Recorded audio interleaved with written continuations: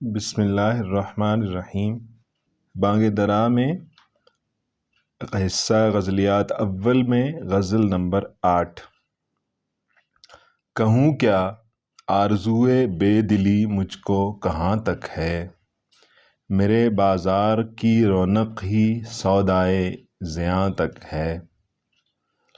خالص عشق الہی کا شعر کہ جس کے اندر انسان اپنا سب کا سب قربان کر دینے کو تیار ہو جاتا ہے۔ حضرت اقبال کہتے ہیں کہ مجھے اتنی زیادہ بے دلی کی آرزو اتنی زیادہ ہے، کتنی زیادہ ہے کہ میرے بازار کی رونق ہی سودائے زیاں تک ہے، کہ جب تک میری سب کی سب متاع کے ضائع ہونے کا کمپلیشن ہو جائے اس وقت تک میری آرزو ہے۔ میری آرزو ہے کہ میں اپنا سب کا سب کچھ کھو دوں اور اپنے رب کو پالوں۔ کہوں کیا آرزوئے بے دلی مجھ کو کہاں تک ہے۔ آپ نے دیکھا کہ اسی مضمون کے ارد گرد کے تقریباً ان 13 کی 13 غزلیات میں جو پہلا حصہ ہے، 13 کی 13 غزلیات میں اس کیفیت کا کوئی نہ کوئی شعر ضرور موجود ہے۔ میرے بازار کی رونق ہی سودائے زیاں تک ہے، میری مارکیٹ اس وقت تک سجی رہتی ہے جب تک میرا نقصان ہوتا رہے اور میرے اندر نقصان کی کیپیسٹی باقی رہے۔ جب نقصان کمپلیٹ ہو جائے گا، جب میں اپنا سب کچھ اپنے رب کے راستے میں دے دوں گا، تو اس کے بعد میرے بازار کی رونق ختم ہو جائے گی اور اس کے بعد میرا رب مجھے مل جائے گا۔ وہ میں کش ہوں فروغ میں سے خود گلزار بن جاؤں، میں وہ شراب پینے والا ہوں، میں وہ اللہ کی محبت کے جام پینے والا ہوں جو اگر اس محبت کو پھیلایا جائے، اس محبت کو فروغ دیا جائے تو میں خود سراپا گلزار بن جاؤں گا۔ اس خوشی سے، اس ایکسائٹمنٹ میں خود سراپا گلزار بن جاؤں گا۔ یعنی کہ میں یہ نہیں کہتا کہ صرف اور صرف مجھے ملے اور لوگوں کو نہ ملے۔ وہ میں کش ہوں، میں پینے والا ہوں، میں اس محبت کو حاصل کرنے والا ہوں۔ فروغ میں سے خود گلزار بن جاؤں، اگر میں بکھرے گی، اگر میں پھیلے گی تو میں بھی خوشی حاصل کروں گا، میں بھی ایک باغ کی کیفیت حاصل کر لوں گا۔ ہوائے گل فراق ساقیے نا مہرباں تک ہے۔ ہوائے گل کہتے ہیں گل کی خواہش کو، تمنا کو۔ ہوائے گل فراق ساقیے نا مہرباں تک ہے۔ میری جو وقتی طور پہ دنیا میں جو چیزوں کے ساتھ محبت ہے، وہ محبت ایک خاص وقت تک ہے۔ کس وقت تک؟ جب تک میرا ساقی مجھے مل نہیں جاتا۔ ساقیے نا مہرباں تک ہے، وہ ساقی جو میں کو فروغ دینا شروع کر دے، وہ ساقی جو اس محبت کو پھیلانا شروع کر دے۔ جوں ہی وہ پھیلانا شروع کرے گا تو یہ دنیا میں نے جو عارضی محبتیں پال رکھی ہیں، یہ سب کی سب خود بخود ختم ہو جائیں گی۔ شعر دوبارہ دیکھیے گا۔ وہ میں کش ہوں فروغ میں سے خود گلزار بن جاؤں، میں وہ اللہ کی محبت حاصل کرنے والا ہوں کہ اگر اس کی محبت دنیا میں پھیلے تو مجھے خوشی ہوگی۔ عمومی طور پہ عاشقان کو مسئلہ کیا ہوتا ہے؟ عاشقان کہتے ہیں کہ محبت صرف اور صرف میرا حق ہے، مجھے ہی ملنی چاہیے۔ حضرت اقبال کہتے ہیں کہ میں چاہتا ہوں کہ یہ ہر طرف پھیل جائے۔ ہوائے گل فراق ساقیے نا مہرباں تک ہے، اور دنیا میں موجود جو محبت ہے، جو گلوں کے ساتھ میرا پیار ہے، وہ اس وقت تک ہے جب تک ساقی مجھ سے دور ہے۔ یہاں پہ ایک اور بات میں یہ ضرور کرنا چاہتا ہوں کہ یہ وہ شعر ہے جس کا مختلف تراجم کرنے والوں نے، تفسیر کرنے والا مختلف معنی سامنے رکھے ہیں آپ کے، لیکن جو مجھے اقبال کا طالب علم ہونے کی حیثیت سے جو چیز سمجھ آئی میں نے آپ کے سامنے رکھ دی۔ چمن افروز ہے صیاد میری خوش نوائی تک، جب تک میں بول رہا ہوں، جب تک میری آواز آ رہی ہے، جب تک میں نے میلہ لگایا ہوا ہے، اس وقت تک شکاری نے باغ کو سجائے رکھنا ہے۔ جب تک حضرت انسان موجود ہے اس دنیا میں، اس وقت تک اس باغ نے سجے رہنا ہے۔ تو حضرت اقبال انسان کی امپورٹنس کو بھی یہاں سے ظاہر کرتے ہیں۔ چمن افروز ہے صیاد میری خوش نوائی تک، جب تک میں اچھا اچھا بول رہا ہوں، جب تک میں ایگزسٹ کر رہا ہوں، جب تک میں موجود ہوں، تب تک شکاری نے اس کو سجاتے رہنا ہے، سجاتے رہنا ہے۔ مطلب انسان کو ٹریپ کرنے کے ذرائع اس دنیا کے اندر موجود رہیں گے۔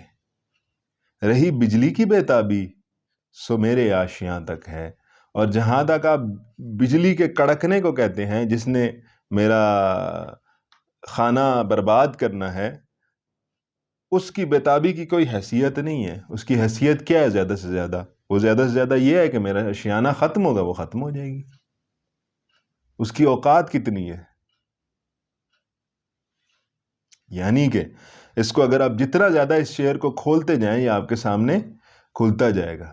آپ یہ بھی کہہ سکتے ہیں کہ جناب اسرائیل علیہ السلام کا کام کیا ہے؟ ان کا کام میری جان نکالنا ہے۔ وہ میری جان نکال لیں گے، اس کے بعد کیا؟ ختم ہو گیا نا ان کا کام۔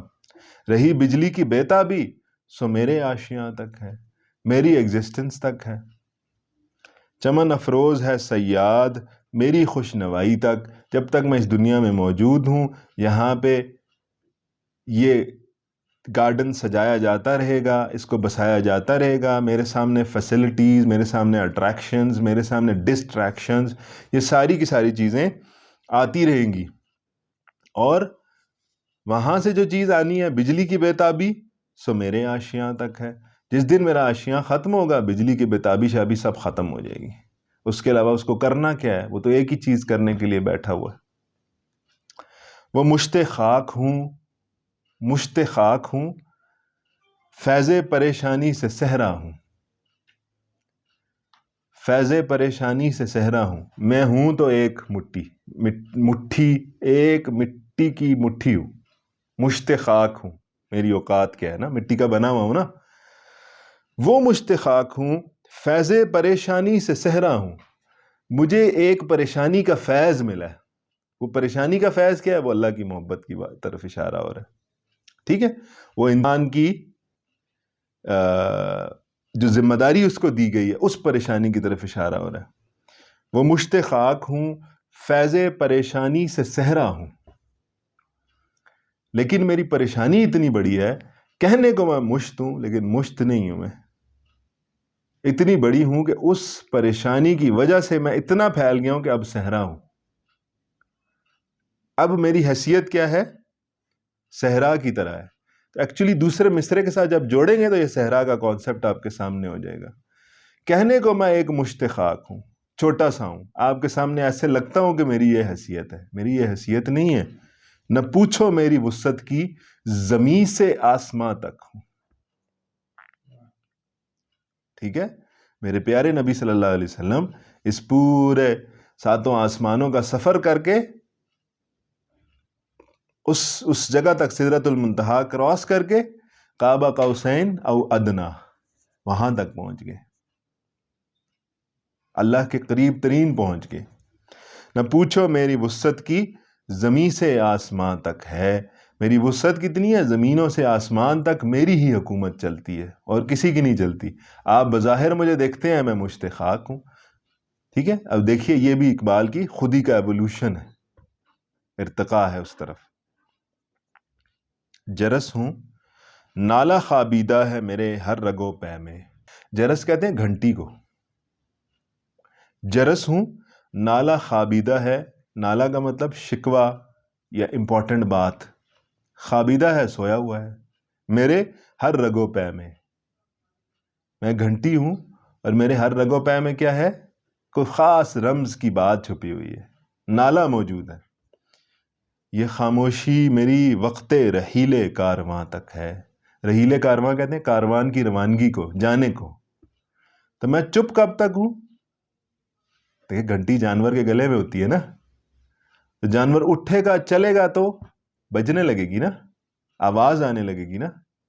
حضرت اقبال یہ کہہ رہے ہیں کہ جب تک کارواں رکا ہوا ہے، اس وقت تک میری تھوڑی بہت خاموشی موجود ہے۔